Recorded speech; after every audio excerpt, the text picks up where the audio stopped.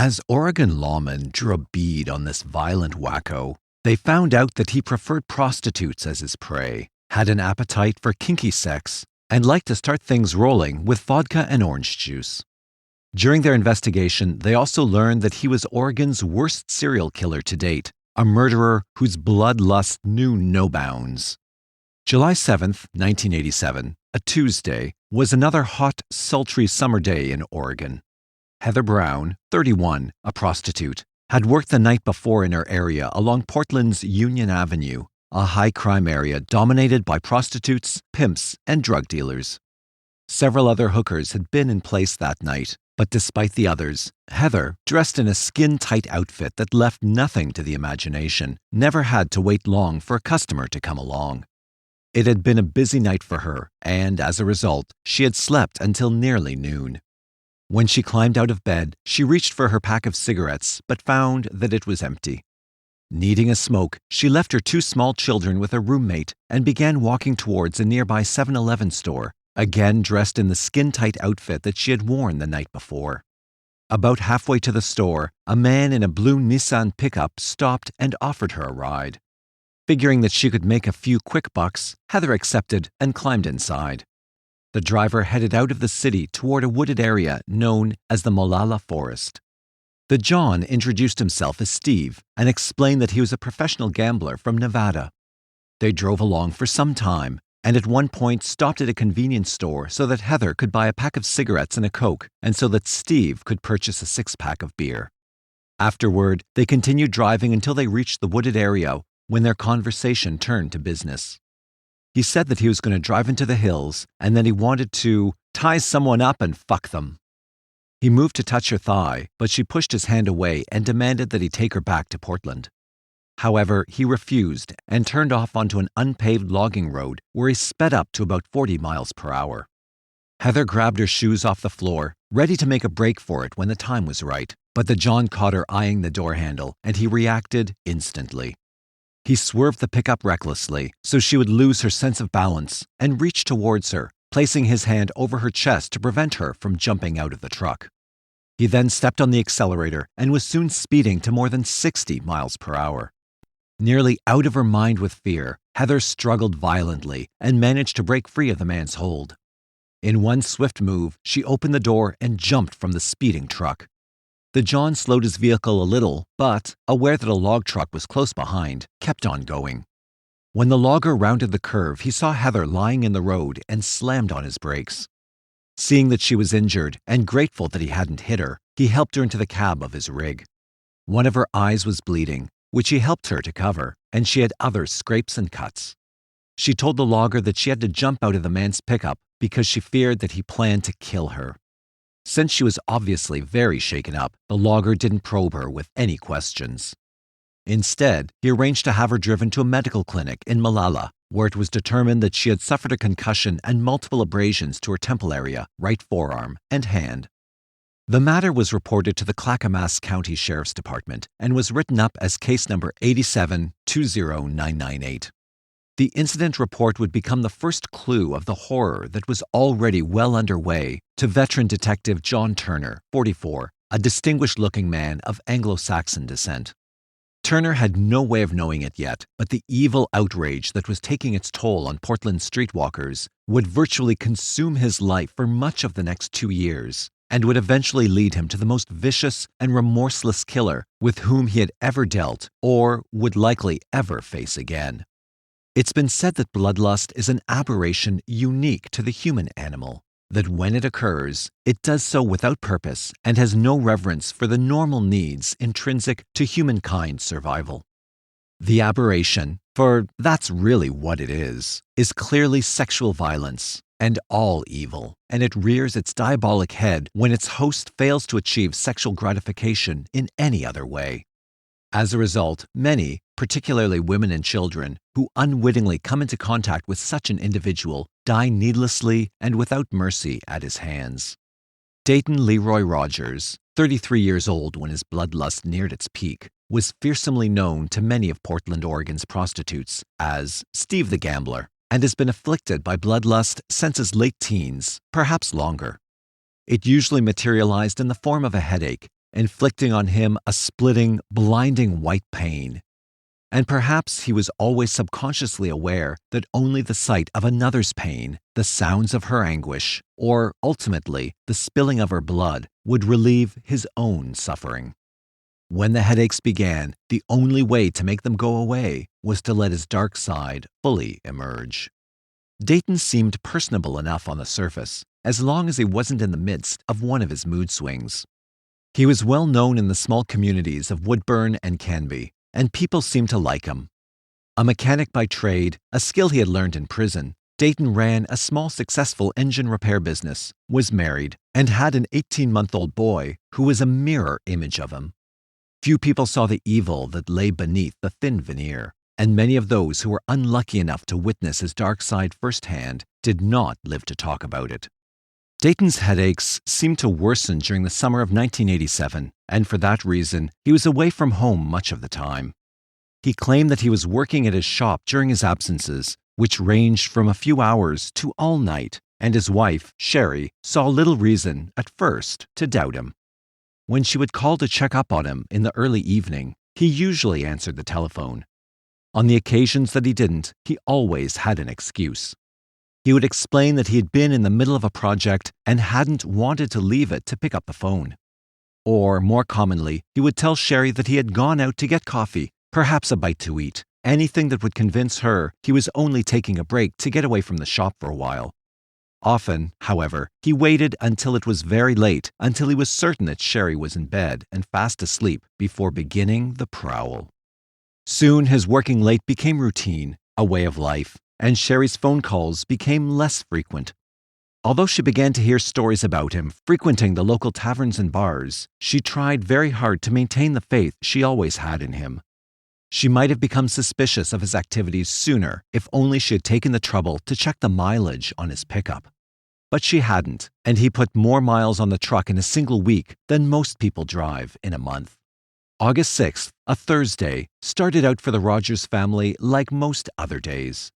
Dayton got up early, showered and shaved, had a light breakfast, and drove to his small engine repair shop in Woodburn before 8 a.m. Outwardly, he seemed happy. The business had picked up during the summer to the point where he had to hire a man to help him, and several new repair orders were coming in every day. Soon, however, he began to feel the pressures of the backlog despite the new help, and his headaches became more frequent, as did his nocturnal outings. At times, Sherry found herself wondering what had come over him, seeing him sitting quietly and staring into space, but she never said anything. Even though she had heard rumors about him carousing the night spots and secretly feared that he may be seeing other women, she somehow convinced herself that the pressures from his business had become too great and she didn't want to do or say anything that might add to his troubles. It wasn't until later that afternoon that the pounding inside Dayton's head became more than he could bear. He had to do something to stop the headache. He left his assistant in charge of the shop and drove to the liquor store at the North Park Plaza in Woodburn, where he purchased a 10-pack of Smirnoff vodka miniatures to replace the depleted stock he normally kept behind the seat of his pickup. He also purchased a couple of bottles of orange juice, the type in the disposable plastic bottles that he liked so well. He drank one of his crudely mixed screwdrivers quickly, and the headache subsided a little. Afterward, he returned to his shop and waited, thinking and planning the rest of the evening. He needed something more effective than the alcohol for his headache. The remedies were there, he knew, out in numbers on Portland's streets, his for the asking and a $50 bill. It had all been so easy with all the others that there was no stopping him now. At 8:30 p.m., Dayton drove home where he had dinner with Sherry and his son.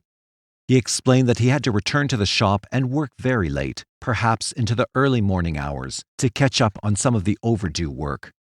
Sherry, an attractive curly-haired silver brunette at 5 feet 4 inches tall, 120 pounds, and 3 years younger than Dayton, didn't protest. She never did.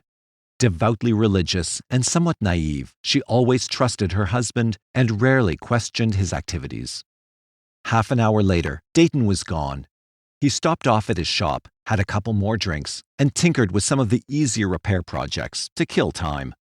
Shortly after midnight, he changed into his stepping-out clothes that he kept inside his special closet and waited inside the shop a little longer until he was certain that Sherry had gone to bed.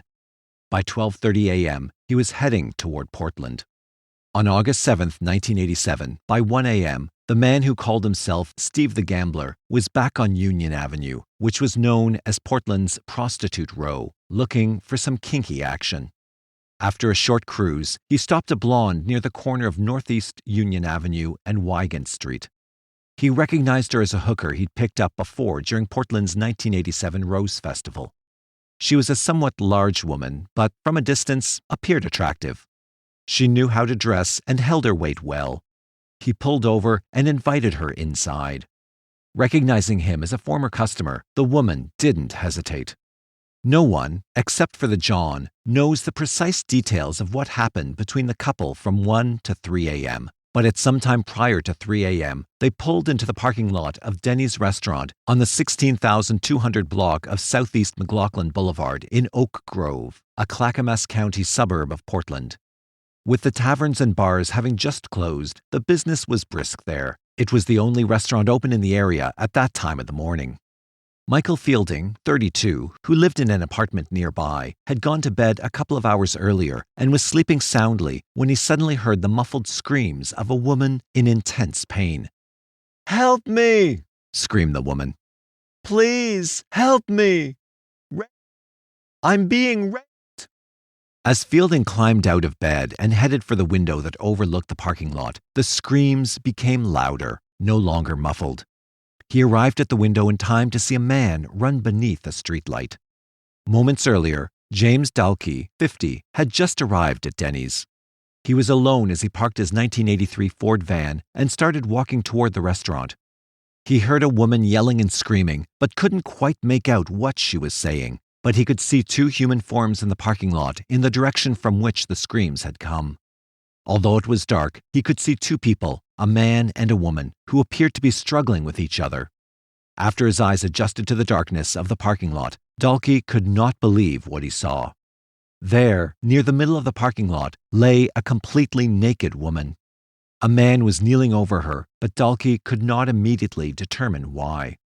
Charles Gates, a handicapped customer, had just arrived and had barely situated himself in his wheelchair when he heard the screams. Already outside in the parking lot, he was on his way over to the woman, as was Dalkey. When the man kneeling over the woman saw Dalkey and Gates approaching, he jumped to his feet and ran in the opposite direction. Gates reached the woman first. "My God, he slit her throat!" exclaimed Gates, falling from his wheelchair. Experienced in first aid and emergency medical treatment, Gates noted that the woman was not breathing and would not respond to questions. Finding no carotid pulse and undaunted by all the blood, he immediately began CPR and mouth-to-mouth resuscitation. As the crowd gathered, Dalkey instructed restaurant personnel to call for medical and police help. Then he returned to the parking lot only to discover that Gates's gallant attempts had not revived the woman. Dalkey could see why. The woman was covered with blood and stab wounds. A couple of minutes later, Dalkey again spotted the man he'd seen only moments before kneeling by the nude victim. The man was coming around the side of the building adjacent to the restaurant and was headed for a small foreign pickup parked nearby. "That's him!" someone shouted. "That's the son of a motherfucker!" By that time, two other bystanders, Stan Connor and Richard Bergio, had rushed over to see what was happening. After learning of the incident, Connor and Bergio ran for their own vehicles. They attempted to block off the exits from the parking lot with their cars, but the man with the pickup drove out over the sidewalk. Bergio, determined not to let the guy get away, sped out of the parking lot in his own car in hot pursuit of the pickup, which was now heading south on McLaughlin Boulevard toward Gladstone.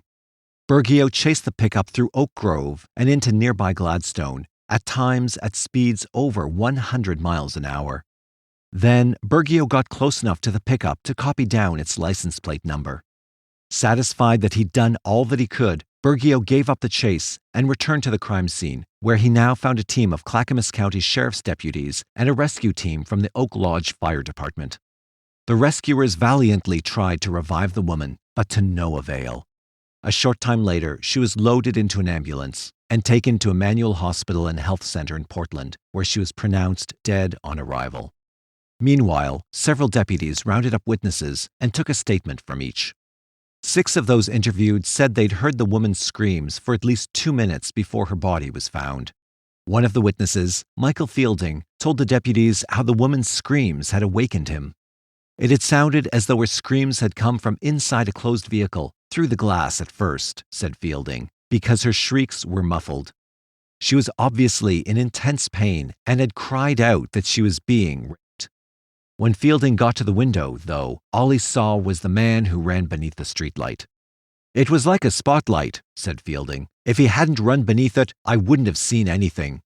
He told the deputies that he had gotten a good look at the man and that he could likely recognize him if he saw him again.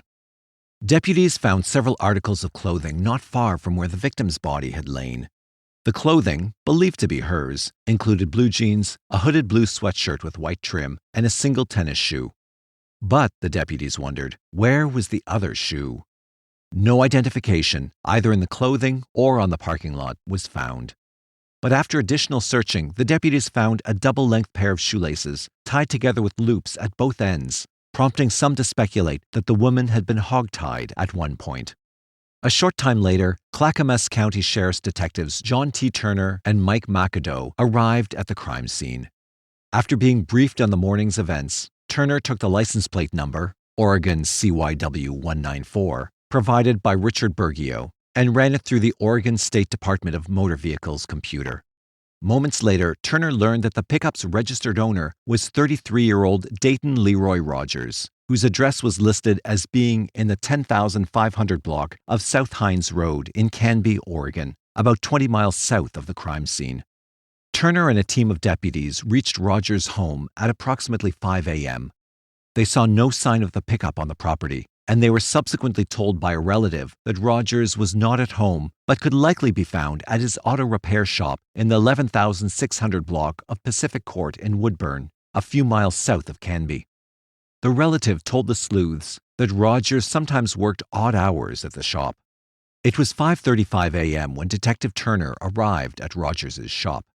After a cursory glance around outside, he knocked on the door of the shop until a man with bloodshot eyes answered. Smelling of alcohol, the man identified himself as Dayton Rogers.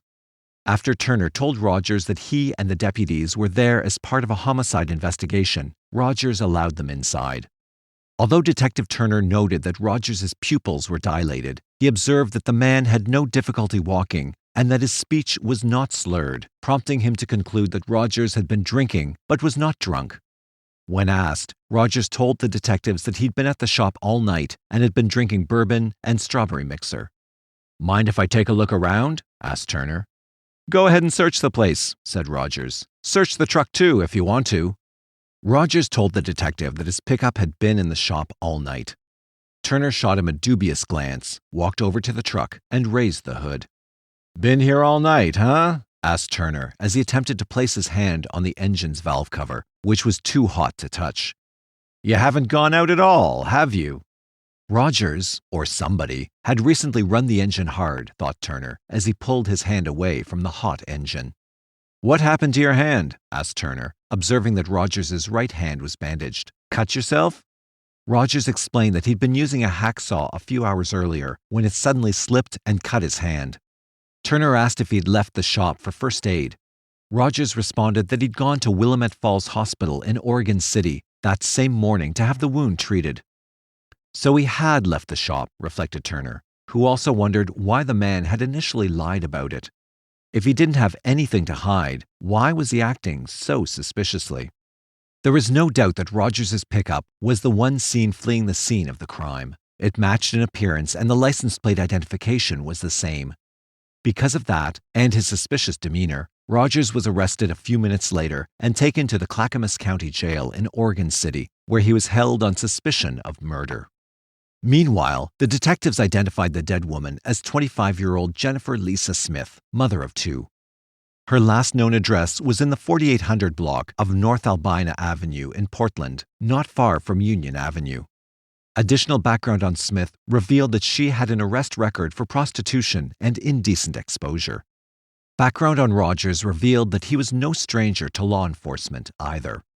In 1972, when he was 18, Rogers picked up a 15-year-old girl who had been hitchhiking in Eugene, Oregon. He had convinced her to go to a remote area to have sex with him, detectives learned. Risking a charge of statutory rape, Rogers picked the girl up again a few days later, and they went together to a park to gather wood to make whistles for neighborhood kids. But he took her into a wooded area to again have sex with her. After lying down on the ground, Rogers leaned over as if to kiss the girl. Instead, according to police reports, he stabbed her in the abdomen with a hunting knife. After pulling the knife from her stomach, the girl, bleeding profusely and in intense pain, convinced Rogers to take her to a hospital for treatment. She survived and later told authorities about the attack. On February 13, 1973, Rogers pleaded guilty to second-degree assault and was placed on 4 years probation for that attack. Less than 6 months later, the detectives learned, Rogers assaulted two 15-year-old girls with a soft drink bottle. Although charged with 1 count each of second- and third-degree assaults, Rogers was found not guilty by reason of mental disease or defect, Oregon's equivalent to an insanity plea. He was sent to the Oregon State Hospital by Lane County Circuit Court Judge Helen Fry. He was released from the hospital on December 12, 1974.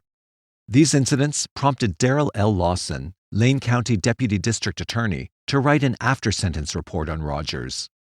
This man is an extreme danger to the community, particularly to young women.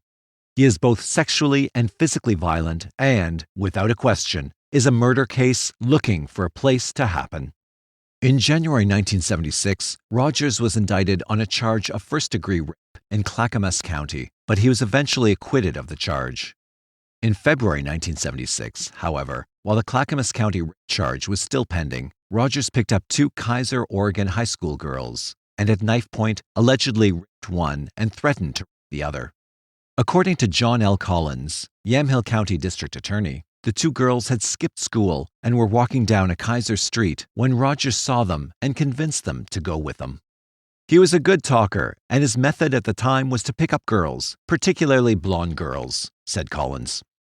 They got into the car with them, and they went to get some beer. After drinking beer and smoking marijuana together, said Collins, Rogers took a paring knife from the glove box of the car he was driving and threatened the girls with it.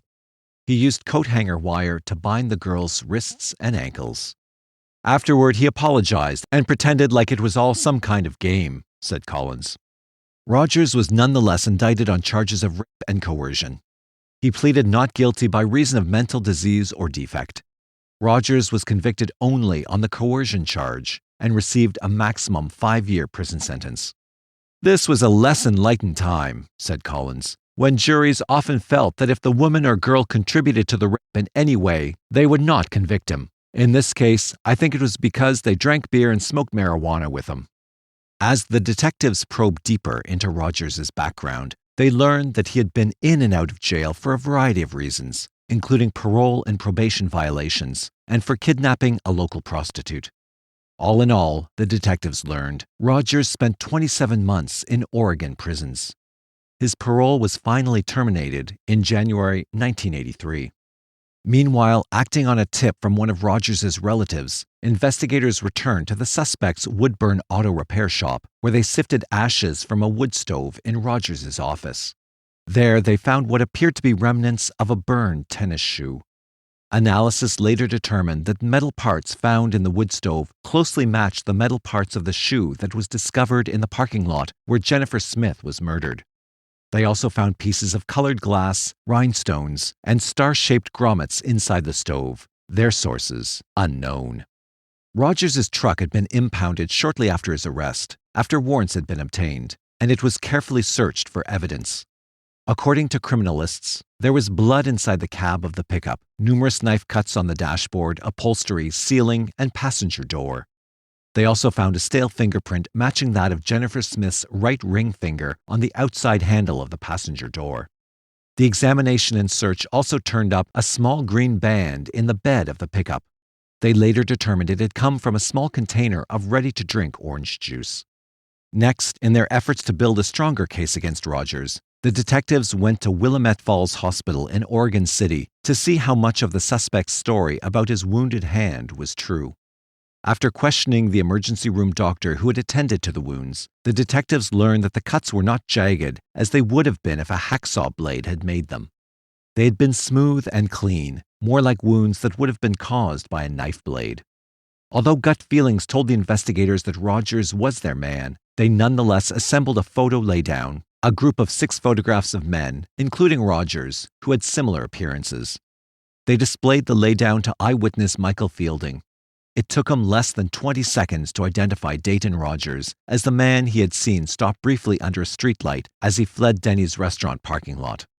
Because Jennifer Smith was a known prostitute, and because of Rogers' continued interest in hookers, detectives hit Portland's streets and interviewed as many hookers as they could, focusing their attention on those who knew Jennifer. Not surprisingly, the detectives found several who knew Rogers, too. Many of the hookers that the detectives talked to identified Rogers from a photo laydown. Several said he told them his name was Steve.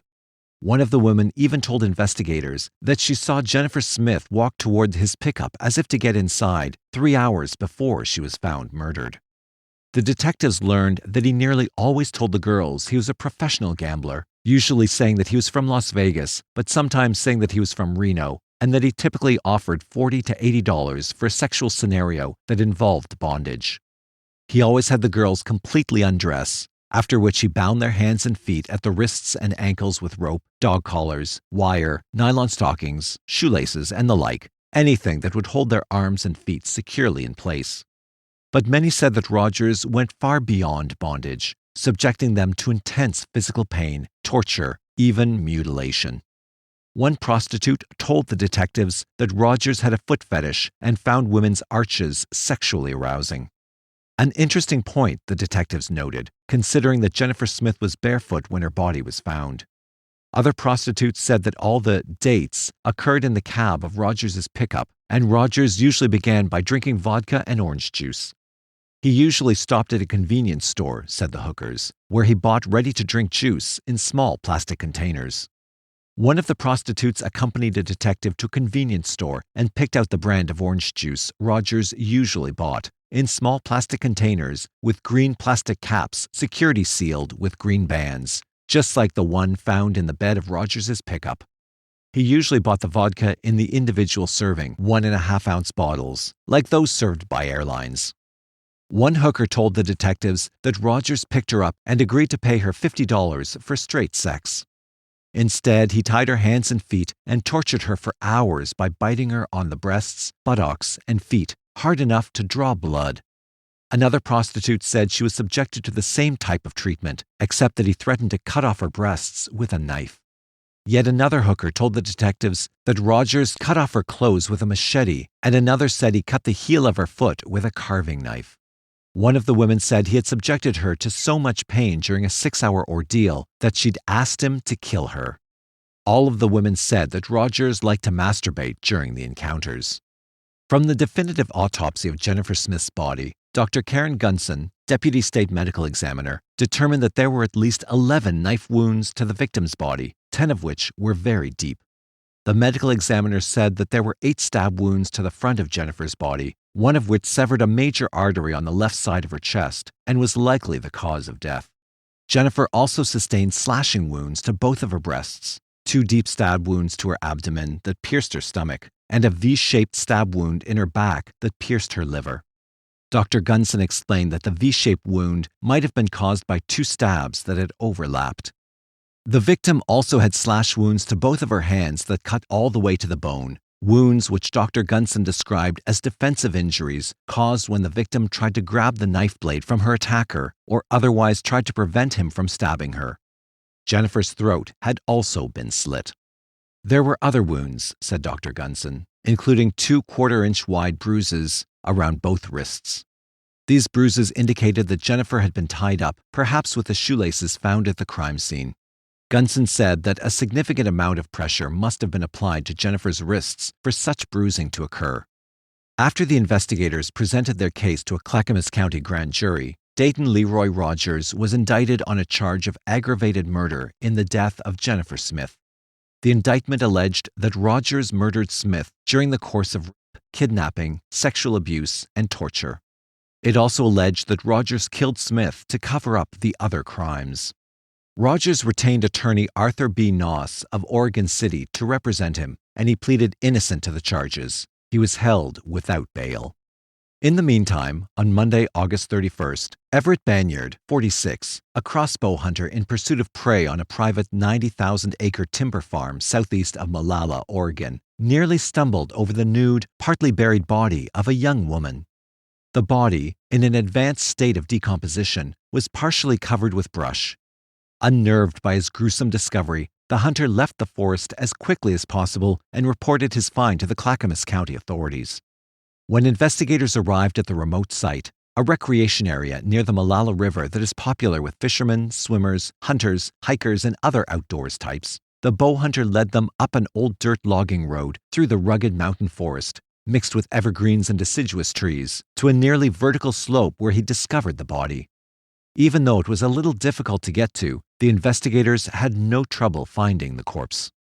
At first glance, the detectives couldn't tell if the body had been buried by the forces of nature or if someone had attempted to conceal it. But one thing was certain: she was a murder victim. Due to the lateness of the hour, no attempt was made to search the crime scene that evening. Instead, deputies were posted nearby as sentries to protect the scene until criminalists arrived the next morning. Shortly after the search for evidence began the next day, searchers found 2 more corpses within 50 feet of each other in the same general area as the first. The scene appeared to be a cluster dump, similar to those used by the Green River serial killer in Washington state. Unsure of what they were dealing with here, the investigators temporarily halted the search, while Colt, the Clackamas County Sheriff Department's tracking dog, was brought in to assist in the search for more bodies. Over the next 5 days, a total of 7 female corpses were brought down from the forest ridge. All were nude when found, and all bore signs of stabbing, torture, and mutilation. Some of the victims' feet had been crudely removed at the ankle with what appeared to be a blade with a serrated edge, like that of a hacksaw. One woman's foot had been cut approximately 2/3 of the way through the bone, with the remainder broken off. This prompted the detectives to consider that the perpetrator had sawed these women's feet off while they were still alive and conscious in an attempt to elicit additional pain and suffering. However, the one victim whose bone had only been partially sawed through and then broken the rest of the way likely had gone into shock, and the breaking of the bone had likely been a last-ditch attempt at breaking through the shock barrier to elicit one final response to pain. Each of the victims was in varying degrees of decomposition, but 2 were markedly more advanced, having been there considerably longer than the others. Despite the striking similarities between the female victims on the Molalla Forest slope and Jennifer Smith, nudity, signs of stabbing, torture, mutilation, the detectives didn't, at least at first, focus on Dayton Leroy Rogers as a possible suspect. He was in jail, charged with a different murder. However, as Detective Turner walked around the forest site, he soon spotted miniature vodka bottles, an old package that they had been purchased in, and disposable orange juice bottles, the same kind found in the back of Dayton Rogers' pickup. As a result, it didn't take long for Turner to begin focusing on Dayton Rogers as the prime suspect in the Molalla Forest murders. He also reasoned that, when all was said and done, many, if not most of the Molalla Forest victims would turn out to have a history of prostitution arrests. The dead, it turned out, were identified over the next several months as Lisa Marie Mock, 23, Maureen Ann Hodges, 26, Christine Lotus Adams, 35, Nondis K. Cervantes, 26, aka Nani K. Austin, Retha Giles, 16, and Cynthia Diane DeVore, 21. The 7th body was identified in August 2013. Her name was Tanya Jerry Johnson, and she was 18 years old at the time of her death. Tanya was identified through analysis of DNA samples. And just as Turner had figured, most of the victims had either worked as prostitutes at the time of their deaths, or they had arrest records for prior prostitution offenses. Some were heroin addicts. Only one had no links to prostitution or drugs. At the time of the gruesome discovery in the Molalla Forest, the investigators wouldn't say what they had for evidence against Rogers.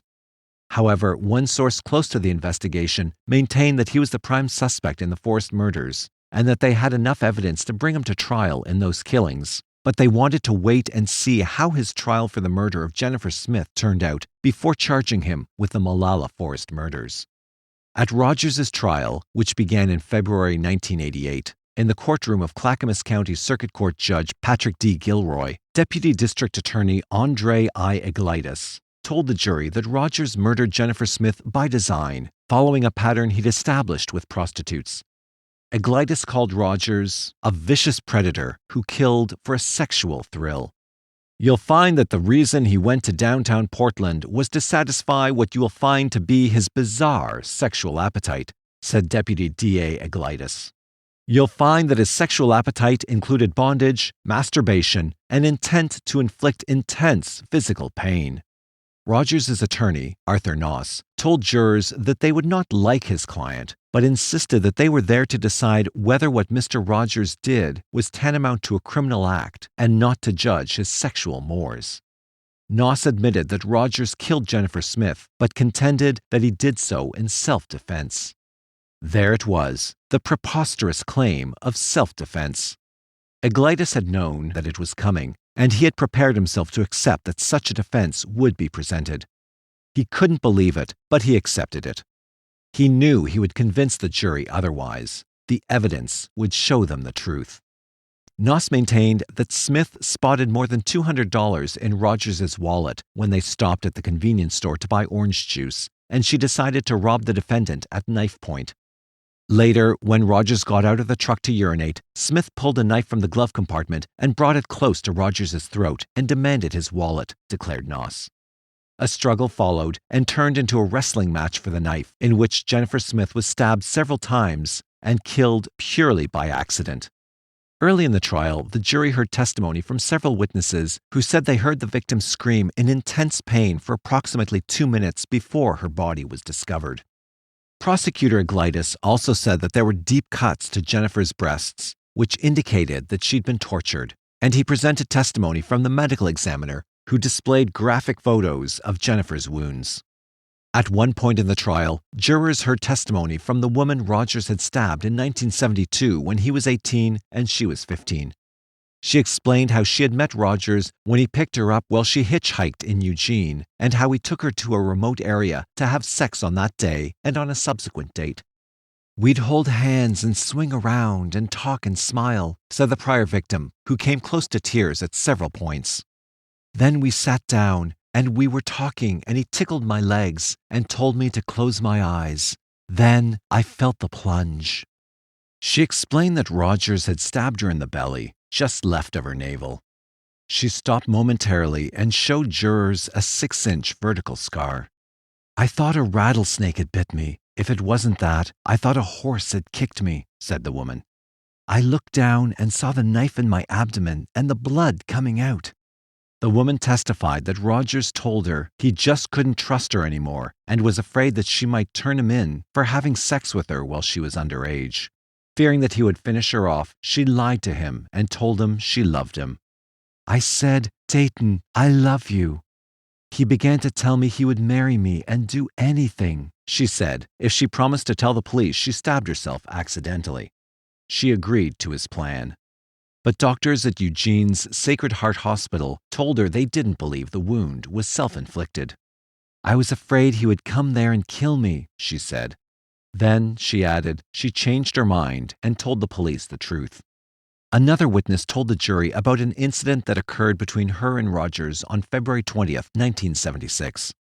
According to the witness, who was 19 at the time of the incident, Rogers picked her up as she walked towards Salem to visit her boyfriend, who was incarcerated at the Oregon State Correctional Institution. The woman was in the back seat of Rogers' car when he suddenly pulled over and took a knife from the glove compartment. She said he hogtied her and then cut off her clothing with the knife. "I was scared he was going to kill me," said the woman. "He said he had to kill me because he was afraid I'd go to the police." She testified that Rogers eventually let her out of the car near her grandmother's home in Oregon City. Janet K. Anderson, a Clackamas County corrections officer who supervised Rogers while he was on parole for the 1976 coercion conviction in which he tied up 2 other high school girls at knife point, testified that she interviewed the defendant in September 1982. I asked him if he were to do this all over again, if he would do anything differently, Anderson testified. He indicated there would not be a witness next time. When cross-examined by defense attorney Noss, Anderson told the jurors that she took Rogers' statements seriously, but she hadn't included them in her report. Mr. Rogers' intentions appear sincere to maintain counsel and to remain crime-free, Anderson wrote in a letter to the State Board of Parole, part of which was read to the jury. Mr. Rogers does not appear to be a threat to the community. The parole officer added that the language used in the letter and her report was typical of language used when terminating parole supervision. She said her personal notes on Rogers, however, indicated that the suspect appears well-adjusted, but because of the crime and the surrounding circumstances, one never knows. At another point in the trial, Rogers testified in his own defense before the 7-man, 5-woman jury. He told them he paid Jennifer Smith $40 for a sexual encounter that involved bondage. He explained that when he got out of the truck to urinate, after having bound Jennifer's hands and feet with shoelaces, the prostitute slipped out of her bindings and took a knife from the glove box. When he got back inside the truck, that's when she attacked me. Rogers said that Jennifer, while still nude, held the knife to his throat and ordered him not to move and to give her his wallet. "Do it or die," he said Jennifer told him. He refused and fought back. Fearing for his life, he said he knocked her arm away and wrestled her for the knife, which he eventually obtained. "I got a hold of it and used the knife on her. I was just going back and forth in virtually any direction I could," testified Rogers, explaining how Jennifer received so many cuts. She eventually jumped from the truck and he chased her across the parking lot. He eventually grabbed her, he said, and she fell to the pavement. "Both of our feet entangled," he said. "She went down backward and I fell down on top of her. On the way down, that's when I stabbed her in the upper area here," he testified, indicating the right side of his chest, near the shoulder. "No one wants Dayton Leroy Rogers released," Noss had said only minutes before the jury left the courtroom to decide his client's fate. "I don't want him released. You don't want him released. I question whether Mr. Rogers even wants himself released. What's needed is the permanent isolation of this man. In his fantasy land, he's become a sexual monster you've heard about from these girls. He's developed and nurtured these feelings into a ritual.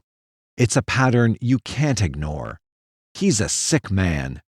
But do we kill him? Do we have a death sentence for people who are as sick and depraved as this?" continued Noss. "Look at the evidence. After the killing of Miss Smith, he goes back to work and thinks about going out to a coffee shop. The state has proven beyond a reasonable doubt that he's a sick man. But, argued Noss, he doesn't deserve a death sentence." 4 hours later, the 12 jurors returned and announced that they had unanimously voted that the murder of Jenny Smith was deliberate. They also unanimously voted that Jenny's murder was an unreasonable response to any provocation from the victim. However, after one juror adamantly opposed the death penalty, all 12 agreed that Rogers would not pose a continuing threat to society because he would be imprisoned for life. Judge Gilroy immediately sentenced Dayton to life in prison. Detective John Turner and his colleagues were devastated by the sentence. The jurors apparently thought that a life sentence meant that Dayton would never be released. But they had been wrong. Under a life sentence, he would be eligible for parole someday, even if it was 20 or 30 years down the road. They had inadvertently given Dayton Leroy Rogers yet another chance to escape his just punishment, another chance to slip through the cracks of the system. With the Molalla Forest case looming in the future, the prosecution had another chance to get a death sentence for Dayton. It was the good guys' ace in the hole, and they would play it. For the next 2 months, Turner and his colleagues worked closely with the DA's office and presented the worst serial murder case in Oregon's history to a grand jury. On May 4, 1988, Dayton was indicted on several charges of aggravated murder under various theories of law for the deaths of Retha Giles, Lisa Mock, Noni Cervantes, Cynthia DeVore, Christine Adams, and Maureen Hodges. He was not charged in the death of the unidentified victim, although the investigators were certain that he had murdered her, too. As before, Dayton pleaded innocent. This time around, Christopher E. Burris, not Arthur Noss, was hired to represent him. Turner and his fellow detectives spent the next 8 months rounding up additional witnesses to interview, as well as re-interviewing many of the others. They carefully went over the evidence, and they put their casebooks in order. By the time the trial began, they knew the case frontward and backward. Jury selection, which began on February 6, 1989, took nearly 2 months to complete. Ironically, considering the types of crimes Dayton was being charged with committing, an all-woman panel of 12 was seated, with an additional female as an alternate. When the trial finally opened on March 30, 1989, this time in the courtroom of Clackamas County Circuit Judge Raymond R. Bagley, Jr., Eglitis outlined his case for the jurors, contending that a knife identical to the one that was used to kill Jenny Smith was found near the Molalla Forest victims' bodies. He described the torture, the grisly details of victims having their feet sawed or cut from their bodies, and how one, Nani Cervantes, had been eviscerated from a machete having been inserted in the area of her vagina and subsequently sliced up the middle to the sternum. By the time Eglitis was finished with his presentation of what the jury would be considering, there was little left for the imagination. For the next 5 weeks, the jury heard horrifying testimony from many of the women whom Dayton Leroy Rogers had violated and tortured at one time or another, but who had miraculously survived. Each explained in graphic detail, often tearfully, the atrocities that Dayton had committed against them. One former prostitute testified about her 5th and final date with Dayton, an encounter that lasted in excess of 6 hours after he picked her up on Southeast 82nd Avenue and drove her to the Molalla Forest.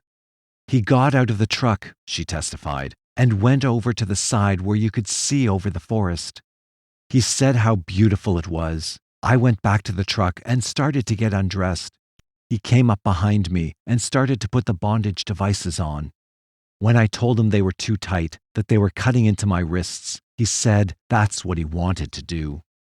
He started biting on my breasts, she continued. He was biting and tearing.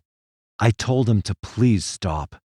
That's too rough. This isn't right, I cried, and I begged for him to stop. And the more I pleaded and begged, the worse the abuse got. When I screamed too loudly, he became concerned and put something up against my neck, which I assumed was a knife. He told me to be quiet, or else I'd really have something to cry about.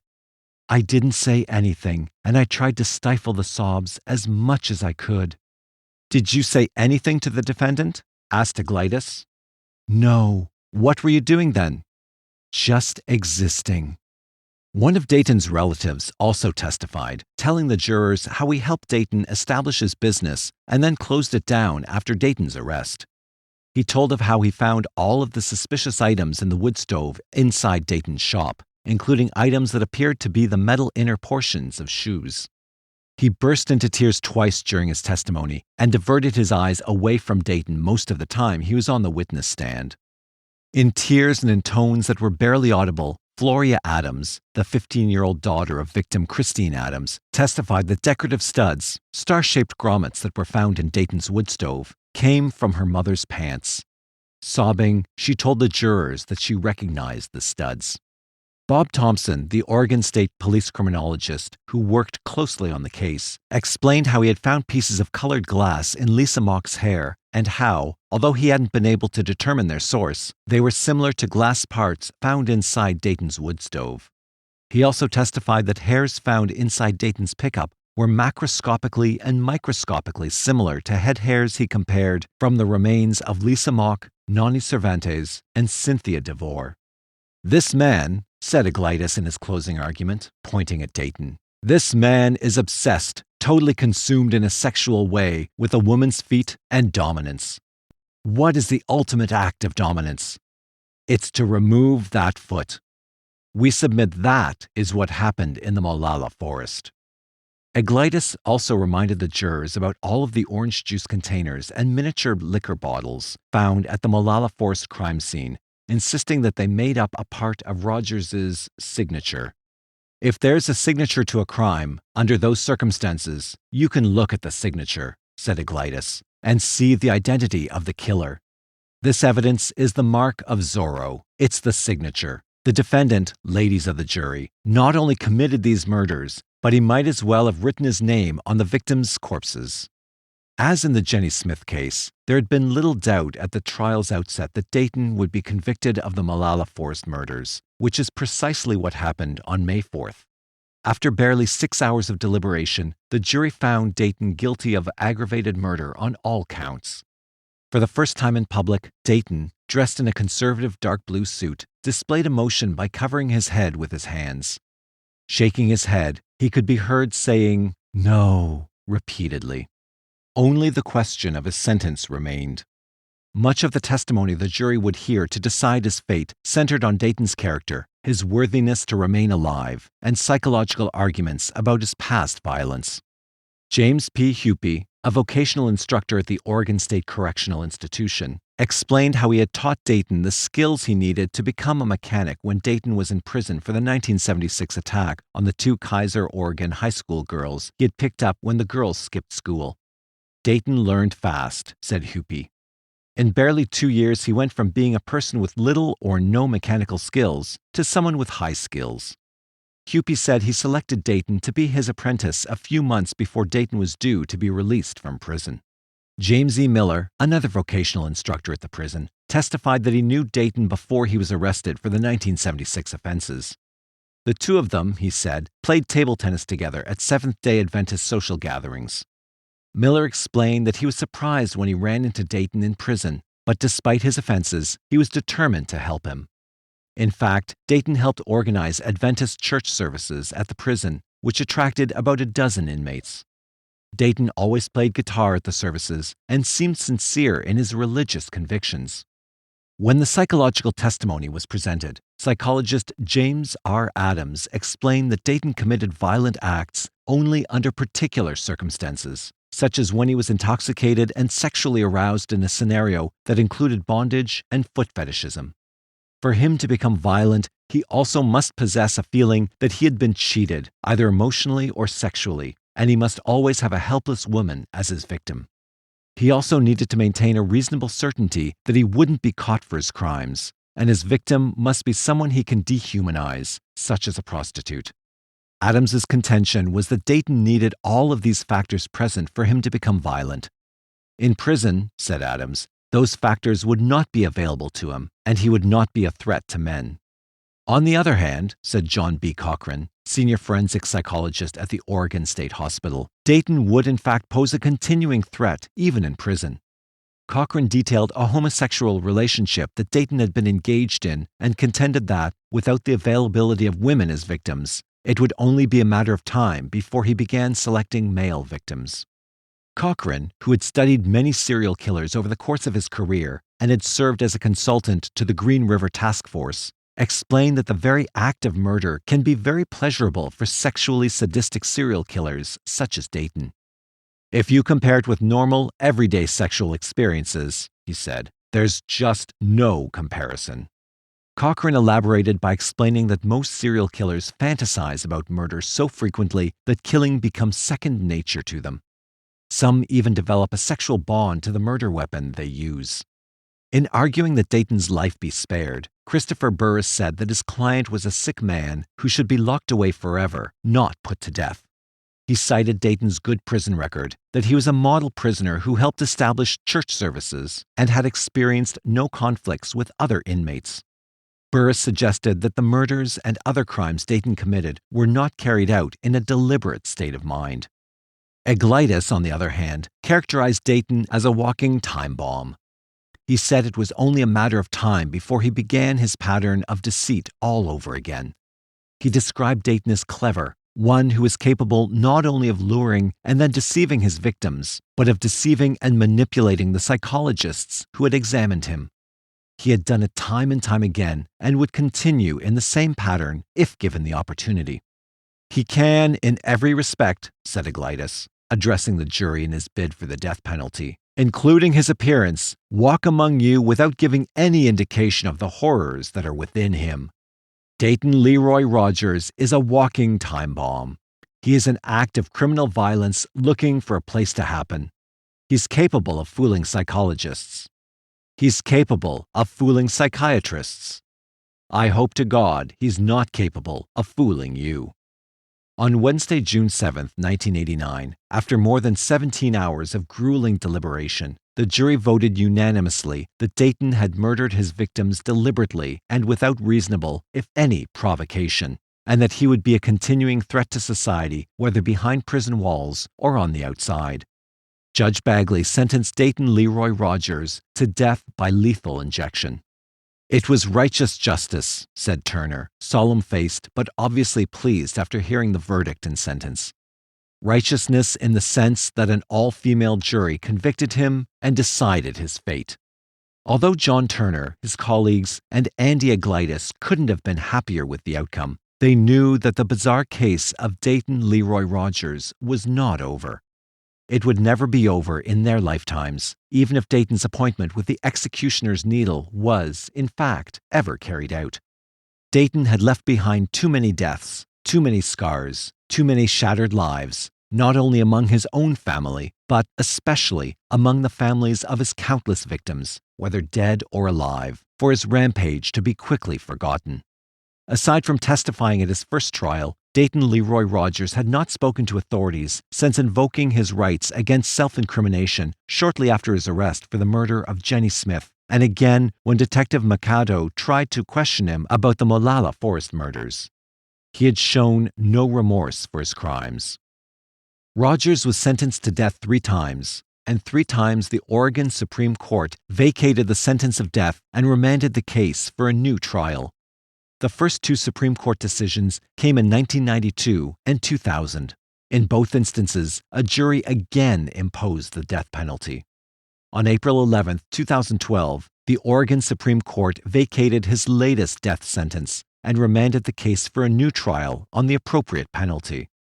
On November 16, 2015, a Clackamas County jury sentenced Rogers to death for the 4th time. According to his defense attorney, Rogers would have waived all future appeals and allocated to his crimes in exchange for a true life sentence instead of the death penalty.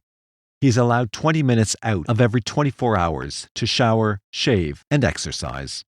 Many of Dayton Leroy Rogers' surviving victims have started new lives, working to overcome drug habits and become productive citizens. A few have died as a direct result of their lifestyles, and others were still working the streets. One burning question remains in the case of Dayton Leroy Rogers. How many other bodies, victims of Dayton's bloodlust, are still lying in Oregon's forests, awaiting discovery? Unfortunately, unless Dayton decides to talk, that question may never be answered.